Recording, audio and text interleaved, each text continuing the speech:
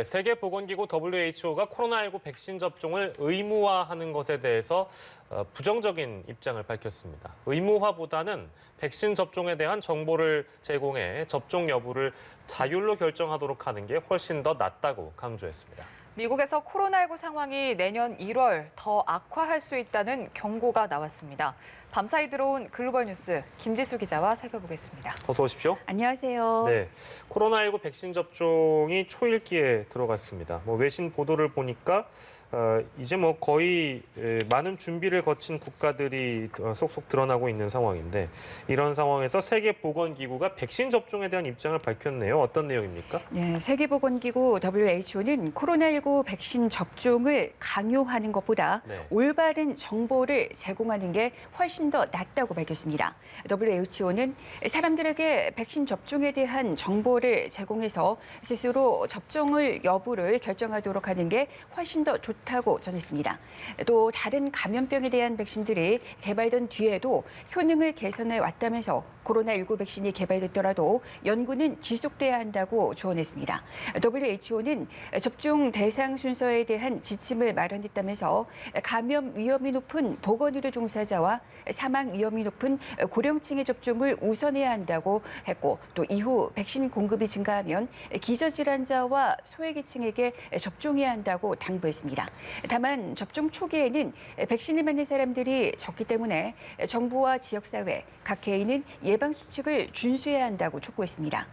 미국 전역에서 코로나19가 심각한 가운데 내년 1월에 더 나쁜 상황이 닥칠 수 있다는 경고가 나왔습니다. 앤서니 파우치 국립알레르기 감염병 연구소장이 밝힌 건데요. 파우치 소장은 추수감사절로 인한 확진자 급증의 여파가 추수감사절로부터 2주일 반 정도 된 뒤에 표면화할 것이라면서 문제는 크리스마스 연휴 시즌과 이어지는 점이라고 지적했습니다. 파우치 소장은 또 학교는 계속 문을 여는 것이 바람직하다고 밝혔습니다. 학교에 있는 어린이들의 확진 비율은 상대적으로 낮게 나타난다면서 어린이들에게 안전한 장소가 학교라는 판단에 따른 겁니다. 미국에서 최근 일주일간의 하루 평균 신규 확진자가 20만 명에 바짝 다가섰습니다. 하루 평균 신규 확진자 수치로는 가장 높은 기록입니다. 6일 입원 환자는 10만 1천여 명으로 닷새째 10만 명을 넘겼습니다. 네, 미국의 코로나19 상황이 이렇게 심각한데 그런데 내년 봄학기부터 학생들을 기숙사로 돌아오게 하고 그리고 대면 수업을 진행하겠다라고 밝힌 학교들이 상당수 있다고요? 네, 이제 미국에서는 사실 9월부터 상당수의 대학교가 기숙사에서 생활하는 학생들을 집으로 돌려보냈고 온라인 수업을 해왔습니다. 그런데 최근 주요 대학교들이 본격적으로 대면 수업을 준비하는 분위기입니다. 뉴욕타임스에 따르면 하버드대를 비롯한 상당수 유명 대학교들이 내년 봄학기부터 기숙사에 거주하는 학생들과 함께 대면 수업을 늘리기로 했습니다. 이 같은 방침은 각 대학교가 방역에 대한 경험이 늘어났기 때문이라는 분석입니다. 코로나19 검사와 접촉자 추적을 강화하고 사회적 거리 두기를 엄격하게 시행할 경우 집단 감염을 막을 수 있다는 자신감이 생겼다는 겁니다. 특히 방역에 대한 사회적 의식이 높아지면서 학생들도 마스크 착용 등 개인 방역의 중요성을 이해하게 됐고 이에 따라서 대면 수업의 확대가 늘어났다는 그런 배경이 됐다는 설명입니다. 다만 일각에서는 우려도 제기됐습니다. 노스캐롤라이나 대학교의 경우 70여 명의 교수진이 새 학기에 다시 감염이 확산할 것이라는 내용의 공개 서한을 발표했습니다. 내년에도 온라인 수업 방침을 고수하겠다는 대학교도 적지 않은 상황입니다. 전 세계 코로나19 상황을 살펴보면 어제 하루 전 세계에서 발생한 신규 확진자는 50만 명이었습니다. 월드오미터 기준 전 세계 누적 확진자는 6,790만 명에 육박했고 누적 사망자는 155만 명에 근접했습니다. 네, 이번에는 미국 정치권 소식 알아보겠습니다. 트럼프 행정부 임기가 이제 얼마 남지 않았는데 내년 1월 20일에 임기가 종료되는 상황입니다.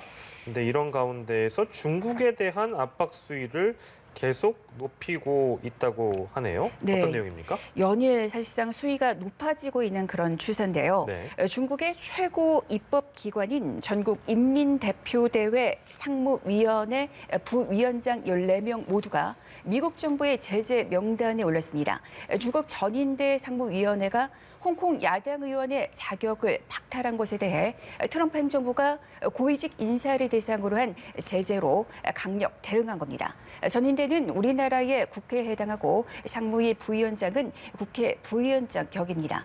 폼페이오 미 국무장관은 상무위는 중국 정부에 반하는 인사를 억압하고 이들을 체포하는 데 동원되어 온 홍콩 국가보안법을 만장일치로 채택했다고 설명했습니다. 이어 이들과 직계가족, 이들은 이제 미국의 방문이 금지되고 미국 내 그들의 자산도 동결된다며 미국인과의 거래도 일반적으로 금지된다고 밝혔습니다.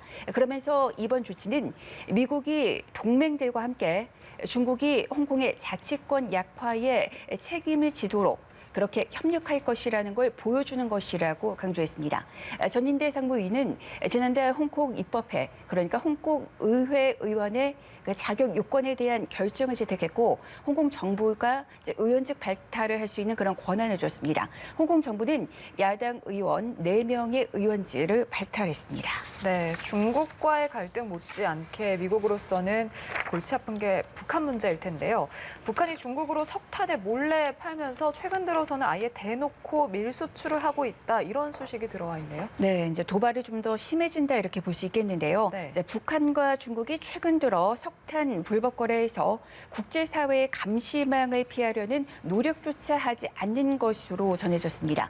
월스트리트 저널은 미 국무부 고위 관료들과의 인터뷰, 또 국무부로부터 받은 위성 사진을 토대로 북한 선박들이 지난 1년 동안 중국 닝보에서 저우산으로 수백 차례에 걸쳐 석탄을 실어날렸다고 보도했습니다.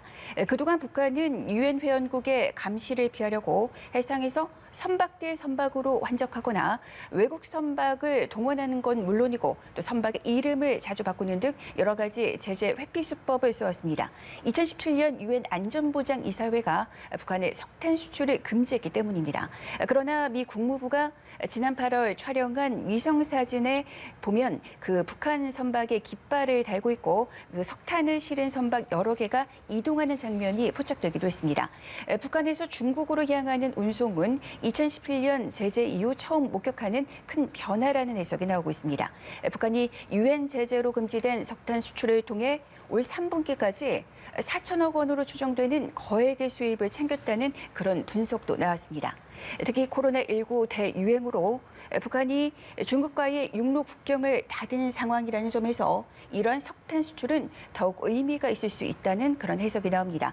이런 북중 간의 불법 거래 증가는 바이든 차기 미 행정부의 특별한 도전 과제가 될 것이라는 전망도 제기됐습니다. 네, 마지막으로 미 대선 관련 내용인데요.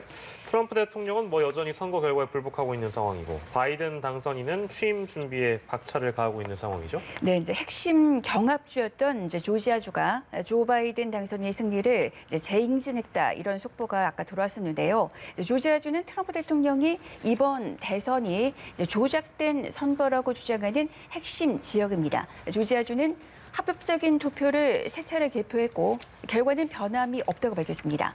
이미 수작업 재검표를 거쳐 바이든 승리를 인증한 데 이어 또 한 번의 기계 재검표에서 결과에 변함이 없자 바이든의 승리를 최종적으로 확정 짓는 셈입니다. 조지아주의 바이든 승리 재인증은 상원 결선 투표 지원 유세차 지난 주말 조지아주를 방문해 선거 사기를 거듭 주장했던 트럼프 대통령에게 큰 타격이 될 것으로 보입니다. 미국의 각 주는 8일 선거인단 명단을 확정하며 선거인단은 14일 차기 대통령을 공식적으로 선출합니다. 조 바이든 대통령 당선인은 대통령 취임위원회 공동의장단을 발표하는 등 내년 1월 20일 취임식의 준비에 만전을 기하고 있습니다. 바이든 당선인은 민주당 하원 원내 총무인 제임스 클라이번 의원 등 5명으로 구성된 공동의장당을 발표했습니다. 클라이번은 흑인 사회에 막강한 영향력을 지닌 흑인 실세 의원입니다. 클라이번 의원은 취임식을 둘러싼 평화적인 권력 이양은 미국 민주주의의 기반이라고 평가했습니다. 공동의장단의 이름을 올린 그레스첸 휘트머 미시간 주지사도 취임식은 미국인을 단합시킬지에 대한 장이 될 것이라고 말했습니다. 바이든 당선인은 지난 8월 가상으로 열린 민주당 전당대회와 유사하게 취임식을 치를 가능성이 있다고 밝힌 바가 있습니다. 네, 지금까지 글로벌 브리핑의 김지수 기자와 함께했습니다. 고맙습니다.